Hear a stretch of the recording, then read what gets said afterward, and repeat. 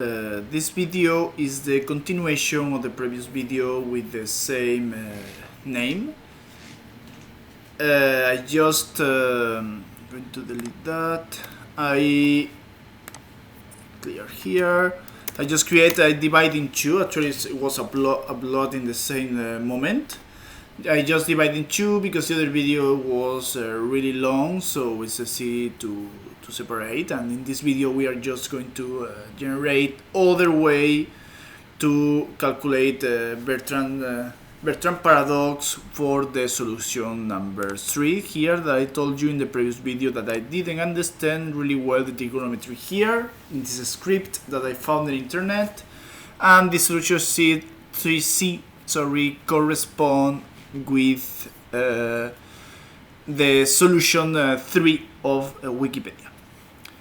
To do that, we are going to generate a new script to be more clean. We are going to go to Bertrand.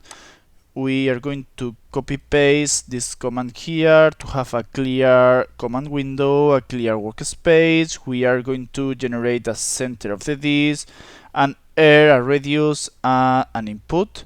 We know that in this third method we explained before that all the points that pass for a circle that have the same center and half of the radius, the short that the midpoint inside of this circle is going to be bigger than the radius. So we are going to define that a radius 2 that is going to be half of the distance of the radius. Comma. So now, as we did for the Monte Carlo simulation, we are going to define the coordinates of the outer rectangle. In this case, we are not going to use the points that are outside of the outer rectangle. We are going to discard them, but we are going to generate to be able to have a space and a way to calculate this midpoint, what is inside of each circle. So we are going to create for these two different Monte Carlo simulation, one for the big circle, another one for the small circle, and for that we are going to create same code as the other one. pdx for the circle 1 is equal of cx minor the radius pdx1 is equal to pdx1. Sorry, here is a 1. And the position of the rectangle 1 will be here pdx py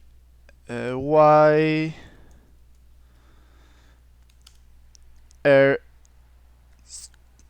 per 2 because it's the distance of the rectangle r, and this is also going to help us to write the square and the circle in the graph. And we are going to create exactly the same for the second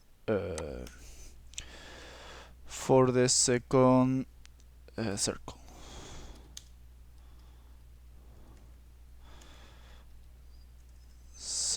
Sorry. Here, second circle, just to don't lose. First circle, okay, we're going to change the name for R2. The second is the second, and this is position 2, R2, R2. Okay, we are going to test first that everything is good. This is in editor. We're going to run. We have to save Bertrand 3, the method 3, ACM, Adrián Castellanos Molina. So they say that there's a mistake in the line 10. Line 10 column 5. and the mistake is in lowercase. So now run again, and again there's a mistake in the line 10. Okay, obviously this is supposed to be a variable right now. Okay, now yes, 10 lines, and this is totally okay, I think, because not recognize the px, because it's px1 and 1, and this is 2 and 2. So now should be okay. 10, 10. Okay, now we are good. So this is the way to do it when you're writing for first time for your own script. It's just be running when you are writing to be sure that everything is what's supposed to be. We put reduce 10, so this is minor 10, this is minor 10, minor 10, minor 10, 20. This is perfect.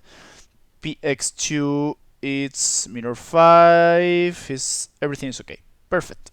Okay, so now we know that all of that is good, so we are going to create the doc and comma, so when we run, MATLAB is not going to show us this information because we already checked it. So we have to create the formula to create the coordinate of the docs. In this case, we only want docs that is inside of the big circle, and after that we are going to separate the dot that is inside of the big circle outside of the small circle. Sorry, inside of the big circle, inside of the small circle, and make the comparison to know how is the probability of happen one of each. So the maximum number that could have the coordinate x or y is correspond to the radius, and the minimum is going to be the minor radius. So here I'm totally recommend you, if you didn't do it, to see my video with Monte Carlo simulation in my channel, because all of that we explained it in this video. So now we are going to be a little more quick. So to generate the random number, we define x as the minimum plus the max minus the minimum, and we multiply all of that for a matrix that is going to be random number. It's a matrix random number of n doc 1.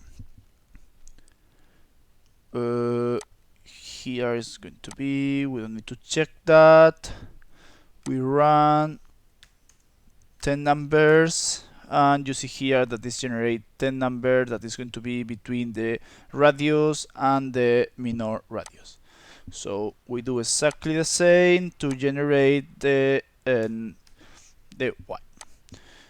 We don't need to check. And now we have to create, calculate the hypotenuse of the triangle that is generated by this point here. To do, we call E, and we say SQRT, and we calculate the point at x minor the center, and this is one side, and plus the other side, that is y minor the center. Sorry. Okay, and we close square, and obviously Pythagoras theorem. We close and we run. Value of the radius 2, 10 for example. Oh, and there's some mistakes here in the line 19.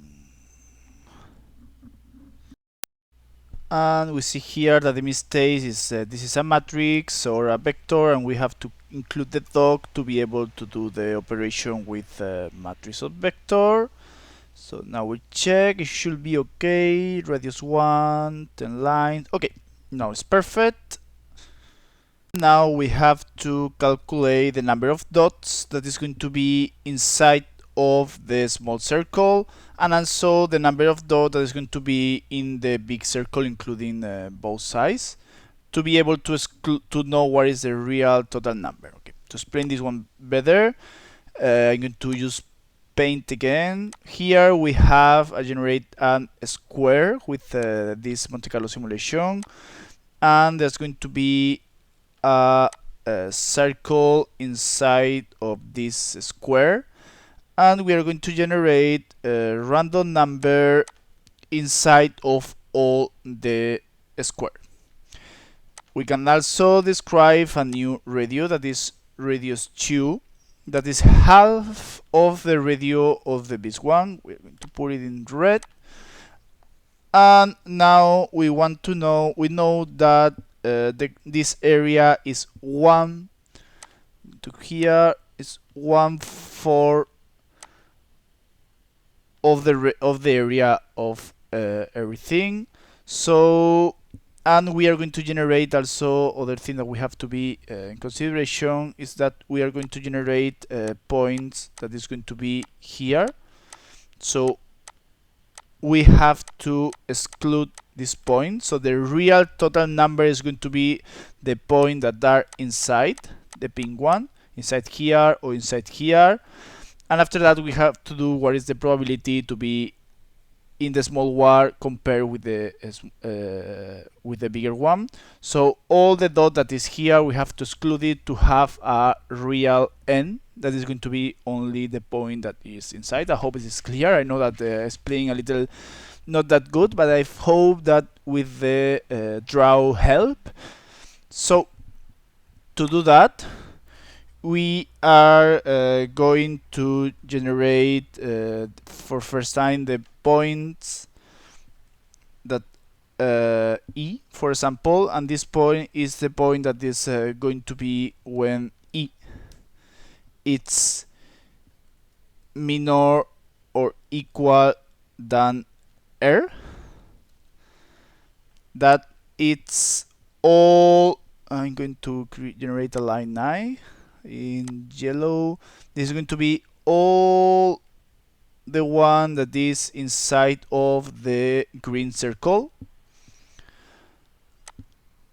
and also this one have to be no, with the this operator E have to be bigger than R2. So sorry, this is going to be the point that are exactly here.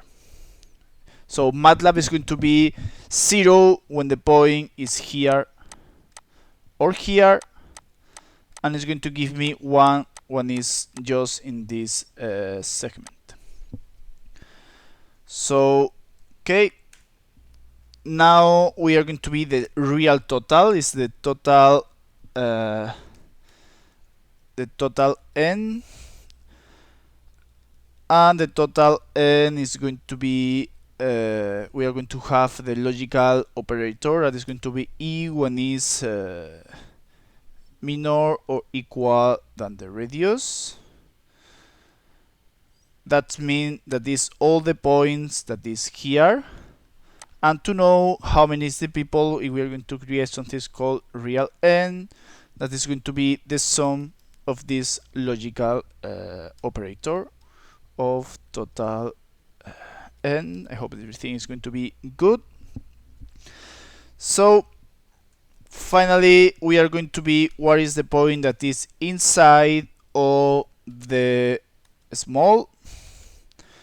The one that is inside of the small one is going to be the one that here it's 0. So we are going to take that this the real n minor the sum of E. So with this one here,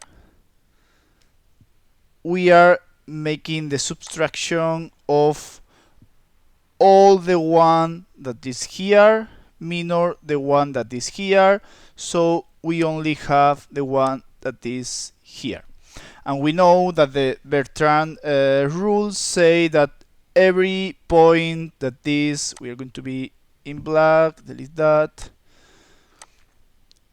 all the chore that the middle point is inside of this rectangle, the short that is created doesn't mind what is the, if this one is the middle point, it's not exactly like that, but if this is the middle point, doesn't mind in which direction, is going to be bigger than the radius. So we are going to generate only the point of the middle point, as we said before.